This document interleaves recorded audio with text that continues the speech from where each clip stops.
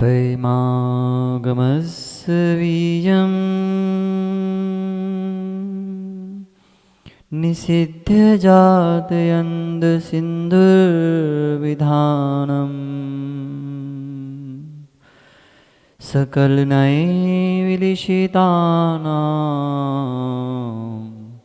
विरोधिमथिनं नमाम्यनीकान्तम्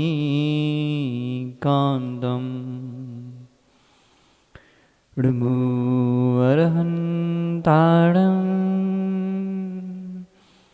णमो सिद्धाणं नमो आयरीयाणं णमोज्झायाणं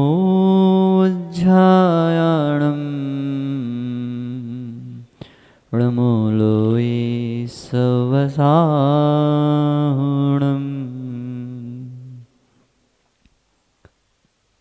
अनंतानंत परम सिद्ध भगवान की, आदि ब्रह्मा आदि प्रभु आदिनाथ भगवान की, 1008 श्री पार्श्वनाथ भगवान की, परम पूज्य आचार्य भगवान कुंद कुंद स्वामी की, परम पूज्य आचार्य भगवान गुरुवर विशुद्ध सागर जी मुनि महाराज के, मुनिवर श्री आदित्य सागर जी मुनि महाराज के, 3 कम 9 करोड़ महामुनिराजों की, अहिंसामय विश्व जैन धर्म की।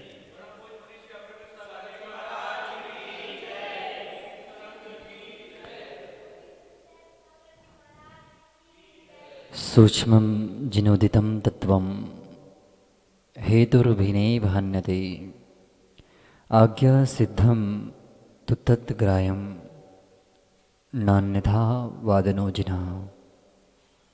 भगवान जिनेन्द्र की जो तत्व हैं वे अति सूक्ष्म हैं, किसी हेतु के द्वारा खंडित नहीं किए जा सकते। इसलिए हे भव्यात्मनो, आप सभी उन्हें आज्ञा सिद्ध मानकर स्वीकार करो, क्योंकि जिनेन्द्र देव अन्यथावादी नहीं होते।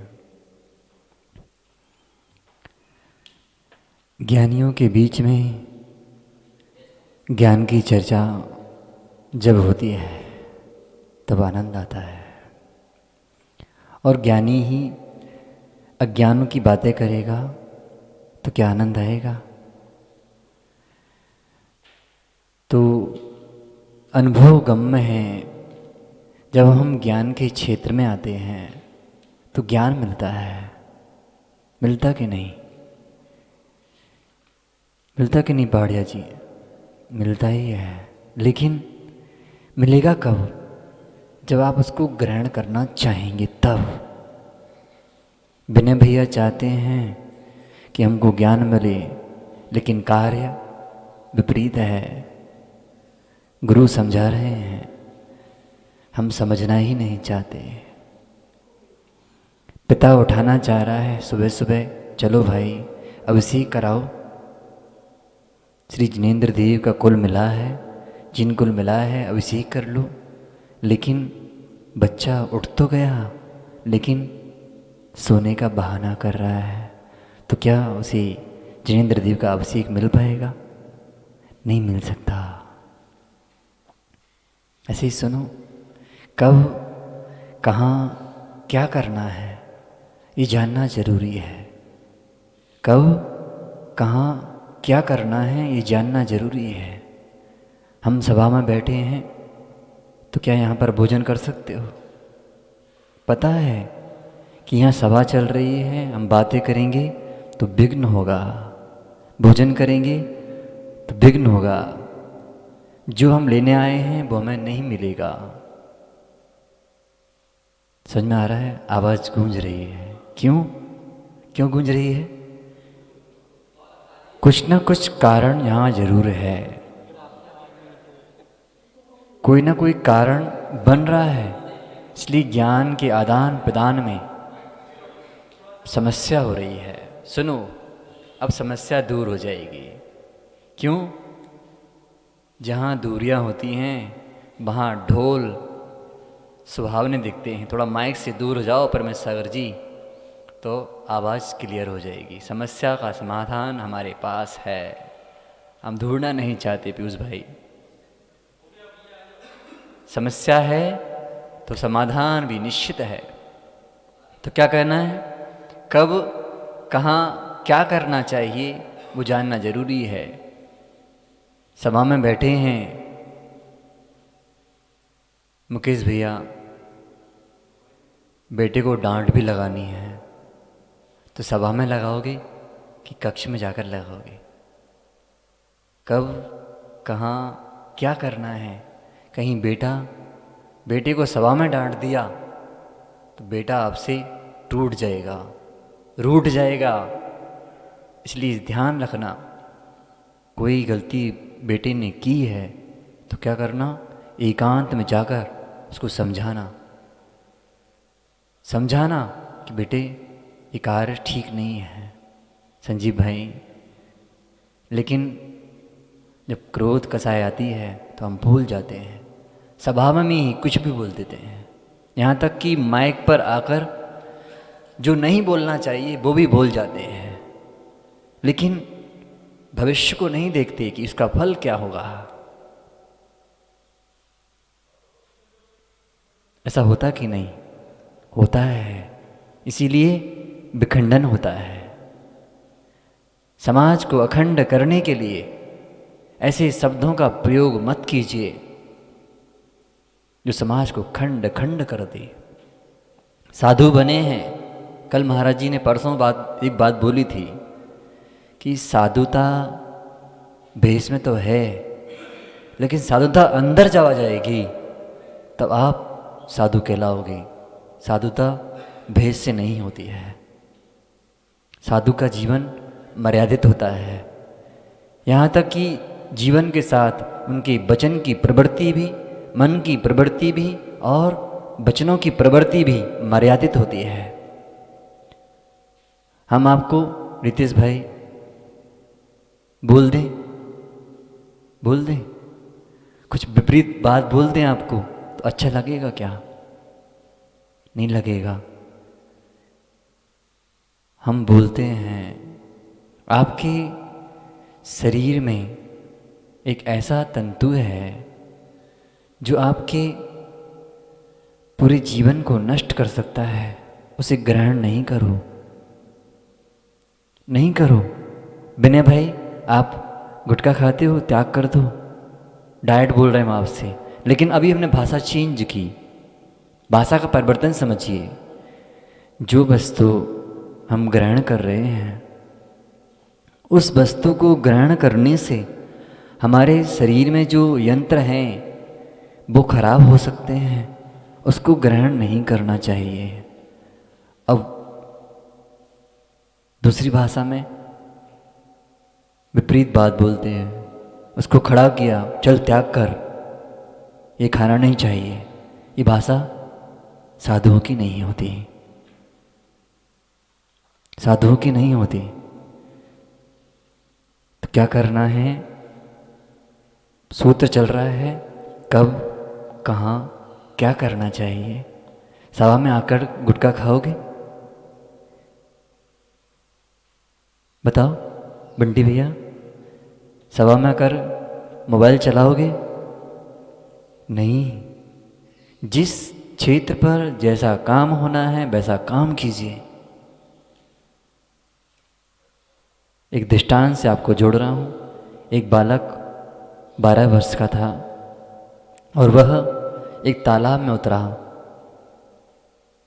तैरना उसको आता था, लेकिन कुछ समय के लिए। जाता हुआ तालाब में पहुंच गया, ऐसे स्थान पर पहुंचा जहां वह डूबने के कगार पर आ गया, डूबने लगा। उसके एक अध्यापक थे, वो उसको पसंद नहीं करते थे। क्या किया? बोले तुझे कितनी बार समझाया है, मानता ही नहीं मेरी बात, अब डूब जा। अध्यापक ऐसे होना चाहिए क्या? जो डूब रहा है उसको और डूबने की प्रेरणा दे रहा है, डूब जा, तू मर जा, अच्छा किया, अच्छा डूब रहा है। ऐसी भाषा नहीं, जबकि क्या करना चाहिए था, उसको निकालना चाहिए था। डूबते को सहारा दोगे कि सहारा दोगे कि निकालोगे? हाँ, डूबते को सहारा दे दो। कोई डूब रहा हो तो और सहारा दे दो, डूब जा, है ना? ऐसा नहीं, उसको निकालना। कथा कथा ही है, दृष्टांत को दृष्टांत ही समझना। दृष्टांत पर जाओ। जो मिथ्यात्व में डूब रहा हो उसको निकालने का पुरुषार्थ करो। गुरुजनों के उपदेश किस लिए होते हैं? सम्यक दर्शन को दृढ़ करने के लिए कि उसको तोड़ने के लिए? तोड़ने के लिए। किस लिए संजीव भाई? दृढ़ करने के लिए। व्याख्या चल रही है सम्यक दर्शन की। कोई मिथ्या दृष्टि जीव है, उसे मालूम नहीं है कि कौन सी प्रवृत्ति कहाँ करनी चाहिए। उसको बतलाने के लिए जिन आगम में बात की गई है कि भाई जिन देव का आसन कहाँ होना चाहिए, वास्तु शास्त्र पढ़ रहे हैं अपन, तो कौन सी दिशा में कौन से कोण पर किस स्थान का स्थान होना चाहिए वो जानना जरूरी है। ऐसे ही सम्यक दर्शन को प्राप्त करने के लिए उन स्थानों को जानना जरूरी है जहां पर मिथ्यात्व की पुष्टि होती है। समझ लो, धर्म बहुत बड़ी चीज नहीं है, लेकिन है बहुत कठिन साध्य, कट साध्य है। आप धर्म समझ रहे हो इसको? जो हम बोल रहे हैं वो धर्म नहीं है। पीयूष भाई, धर्म है बोलना, धर्म है प्रवचन करना, धर्म है। धर्म क्या है? वस्तु का स्वभाव जो है, वस्तु का स्वभाव मतलब जो हमारी वस्तु है, हमारा आत्म द्रव्य है, उसको जब आप जानने लग जाओगे तो वो तुम्हारा धर्म कहलाएगा। अंजुल भाई, हाथ जोड़कर जिन देव की वंदना की, जिन वाणी का श्रवण किया, ये धर्म नहीं है। धर्म के साधन जरूर हो सकते हैं, धर्म की क्रियाएं धर्म नहीं होती, लेकिन क्रियाओं के बिना धर्म भी होता नहीं है। लेकिन जब तक धर्म को पहचान ना पाओ तब तक क्रियाएं छोड़ना भी नहीं। हम लोग दिगंबर मुनि बने हैं, अब पूजन नहीं करते। क्यों नहीं करते? पहले वो क्रियाएं की थी, अब वो क्रियाओं का यहाँ पर अभाव हो चुका है। अब वो क्रियाएं हम नहीं करेंगे क्योंकि हम उससे ऊपर उठ चुके हैं। यदि हम वो क्रियाएं अब करते हैं तो क्या बोलेंगे? महाराज जी, आपका घर नहीं है। तो कब, कहाँ, क्या करना है, इस पर ध्यान दो। एक छिपकली आपके घर में सामने है, आचार्य भगवान कहते हैं उसके सामने भी अशुभ क्रिया मत करना। किसके सामने? छिपकली के सामने बोल रहे हैं। ये छिपकली आपकी दीवार पर चिपकी हुई, घर की दीवार पर, यदि आपने अशुभ किया उसके सामने तो उसकी भी आंखें होती हैं, वो पढ़ लेगी। ये बताओ कैसे मनुष्य हैं? इसलिए क्षेत्र हो चाहे कुछ भी हो, कोई से भी स्थान हो, इस सूत्र का ध्यान जरूर रखना। कब, कहाँ, क्या करना चाहिए। तो अध्यापक ने क्या किया? बच्चे को डांट फटकार लगाई तो मेरी बात सुनता ही नहीं है। उधर से एक मल्लाह आया और उसने उसको बाहर निकाल दिया। उसके माता पिता ने देखा कि इस मल्लाह ने उसको बाहर निकाला है, उसको पुरस्कार दिया गया। लेकिन अध्यापक के लिए और डांटा कि भाई अभी तो हमारा बालक था, कहीं मर जाता तो क्या होता? आपको उस समय उसकी रक्षा करनी चाहिए थी, उस समय उसको बचाना चाहिए था, आपने उसको और डांट लगाई, तो ये गलत किया। तो समझदार व्यक्ति वही होगा, ज्ञानी वही होगा जो अज्ञानी को ज्ञानी बनाएगा। आप अज्ञानी हो कि नहीं हो? नहीं हो, सब जानते हो। कौन कब क्या कह रहा है सब जानते हो, किसका कार्य कैसा है सब जानते हो। इनको ये नहीं करना चाहिए, इनको ये नहीं करना चाहिए, जानते हो। जानते कि नहीं अबरल भाई? जानते हो ना कि हमको क्या करना चाहिए क्या नहीं करना चाहिए। तो सभी लोग समझो, सभी के लिए विषय है। माँ कहे बेटे बैठ जाओ तो बैठते कि नहीं, लेकिन कहाँ। माँ कहे मंत्रालय चले जाओ तो चले जाओगे क्या? आपके भीतर भी तो ज्ञान है, उसका प्रयोग करो। कोई साधु कहे माना कि रितेश भैया हम तुमसे कहते हैं आदित्य सागर के पास मत जाना, तो जाओगे क्या? जाओगे? नहीं जाओगे। शायद सागर तो ऐसे ही है, सबसे बड़ा साधु तो मैं ही हूँ, मैं श्रेष्ठ हूँ, मेरे अलावा कहीं मत जाना। तो क्या करोगे?